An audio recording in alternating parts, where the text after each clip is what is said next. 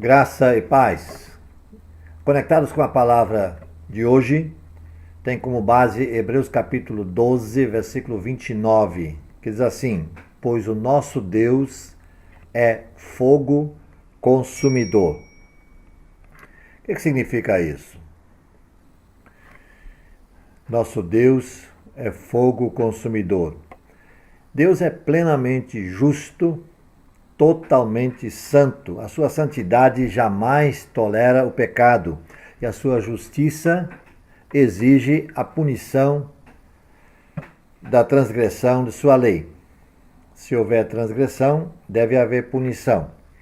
Então essa verdade é um alerta para que sirvamos a Deus com temor, reverência e santidade. Esse deve ser o nosso procedimento. Por isso, o escritor aos Hebreus escreve: porque nosso Deus é fogo consumidor. Deus é fogo que consome.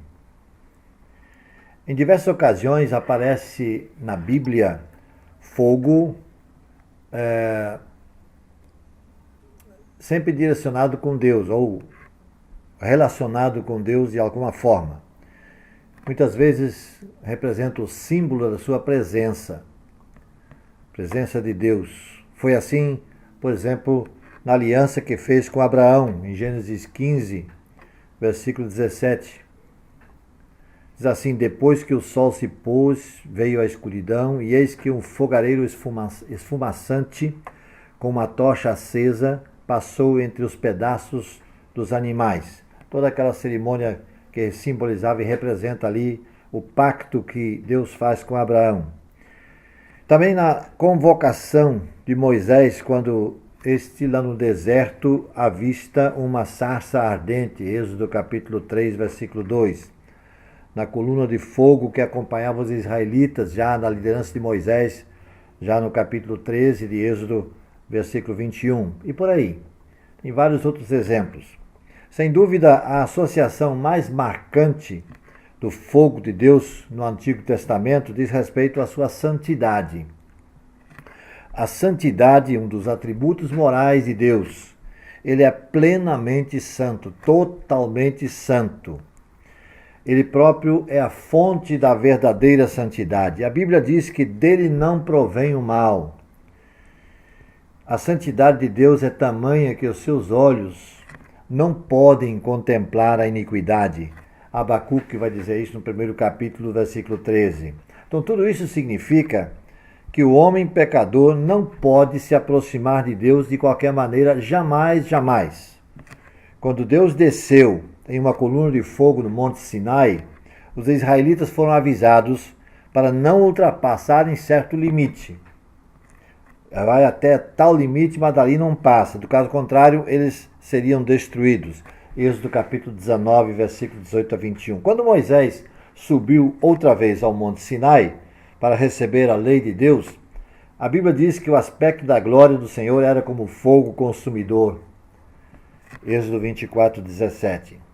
Para apaziguar a ira devido ao pecado do homem, o próprio Deus instituiu, na antiga aliança, melhor dizendo, um sistema sacrificial, cuja finalidade principal era expiatória, expiar o pecado do povo. Deus separou sacerdotes que serviriam como representantes entre ele, Deus, e o povo.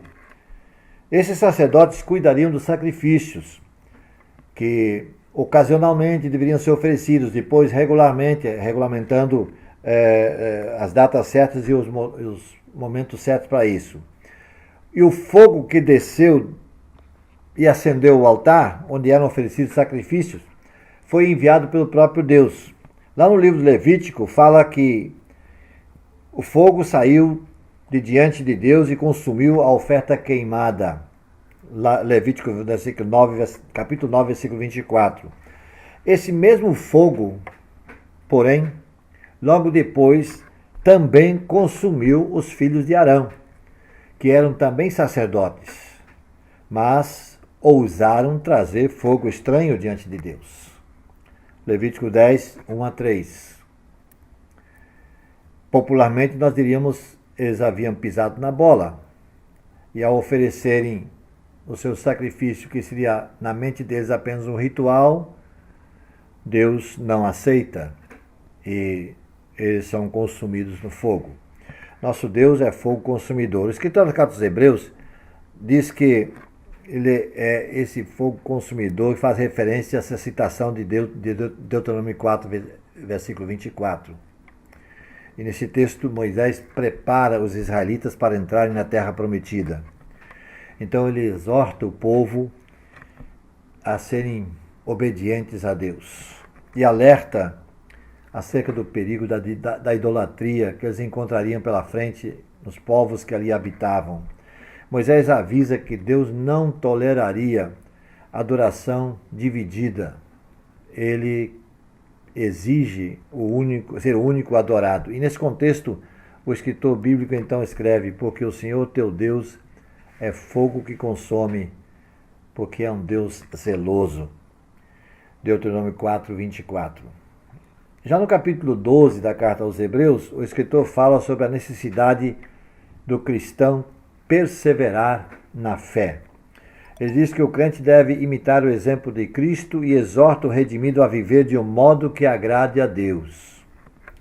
E nesse sentido, ele indica a indispensável necessidade de santificação. Por isso, o próprio capítulo 12 está registrado nele o mais importante alerta: segui a paz com todos e a santificação, sem a qual ninguém verá o Senhor. Capítulo 12, versículo 14. Em Hebreus 12, ele também mantém o foco nesse mesmo assunto e fornece um contraste entre Sinai e Sião. O escritor fala sobre aqueles que se recusaram às advertências divinas da aliança, da antiga aliança, foram punidos. Em seguida, ele reflete sobre quão mais severo será o castigo, e é merecedor, daqueles que rejeitam o Evangelho de Cristo. Assim ele conclui o capítulo dizendo que o cristão deve servir a Deus de modo agradável, com reverência e santo temor. O motivo disso é explicado imediatamente na sequência do texto, diz: porque o nosso Deus é fogo consumidor. Está em capítulo 12 de Hebreus, versículos 28 e 29. Isso significa que o verdadeiro cristão se aproxima de Deus de maneira correta. Ele compreende a grandeza da obra de Cristo e está ciente da santidade de Deus e do seu juízo inevitável contra aqueles que desprezam a sua oferta de salvação por meio do seu Filho Jesus. O que significa dizer Deus é fogo consumidor? Parece que muitas pessoas não entendem o que realmente significa dizer que Deus é fogo consumidor. Muitos, inclusive, oram pedindo que Deus venha sobre eles como fogo consumidor. Coitados! É cada vez mais comum ouvir pessoas pedindo para serem incendiados e consumidos pelo fogo de Deus. Como já dissemos, é verdade que existem diferentes sentidos do fogo relacionados com Deus na Bíblia. Uma das explicações mais lembradas por todos é aquela que o fogo transmite a ideia de purificação. Isaías 6, por exemplo. Há também o sentido que remete à descida do Espírito Santo no dia de Pentecostes, Atos 2. No entanto, ainda assim a ideia do juízo divino está presente, inclusive no que diz respeito ao Pentecostes. Aqueles que são purificados pela graça divina escapam de reconhecer Deus como fogo consumidor. João Batista anunciou o ministério de Jesus, o Messias, e dizendo que ele é aquele que batiza com o Espírito Santo e com fogo, Mateus 3,11. Portanto, através do sangue de Cristo e do ministério do Espírito Santo, os crentes são purificados e santificados, e no dia do Senhor, recolhidos à mansão celestial. Enquanto os incrédulos, impenitentes, são merecedores do fogo do juízo de Deus. Definitivamente, amados, a ideia de que devemos pedir que Deus venha como fogo consumidor sobre nós não encontra base nas Escrituras. Como já afirmamos, Deus se manifesta na Bíblia como fogo consumidor por dois motivos. Dois motivos principais, eu diria. Para consumir a oferta pelo pecado ou para consumir o pecador indigno, como no caso dos filhos de Arão. Essa verdade também aponta para a grandiosa obra de Cristo. Se hoje Deus não vem como fogo consumidor sobre nós, é porque a ira contra o pecado caiu sobre Cristo em seu sacrifício vicário na cruz. Em favor do seu povo, o Filho de Deus suportou a ira divina em todo o seu ardor. Mas aqueles que rejeitam o sacrifício de Cristo, inevitavelmente tentam se aproximar de Deus e sobre eles, sim, cai o fogo consumidor. O dia vindouro, aquele dia que ainda virá, que todos nós esperamos. O Deus Santo, puro, vai revelar sua justiça. E essas pessoas vão reconhecer verdadeiramente por que Deus é fogo consumidor. Nós que cremos em Cristo, você e eu, não estaremos sujeitos a isso. É preciso que levemos essa mensagem àqueles que ainda não conhecem, para que sejam livres desse fogo consumidor que é o nosso Deus. Hebreus 12, 29. Conectados com a palavra de hoje, pois o nosso Deus é fogo consumidor. Que Deus nos abençoe e nos oriente sempre, para que possamos ouvir a sua voz e atender o seu comando, o seu chamado, sua orientação. Senhor nosso Deus, obrigado por essa oportunidade. Continua conosco, guarda-nos e orienta-nos a cada instante e a cada momento, para que estejamos sendo por Ti amparados.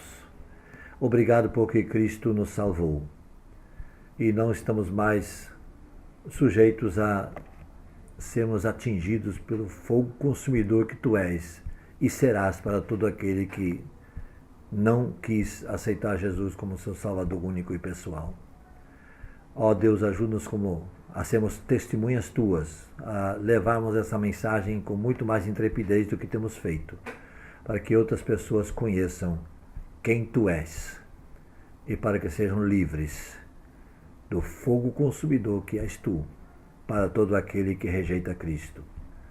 Obrigado assim, ó Deus, e usa-nos como Teus servos e instrumentos nas Tuas mãos. Oramos assim agradecidos em nome de Jesus. Amém.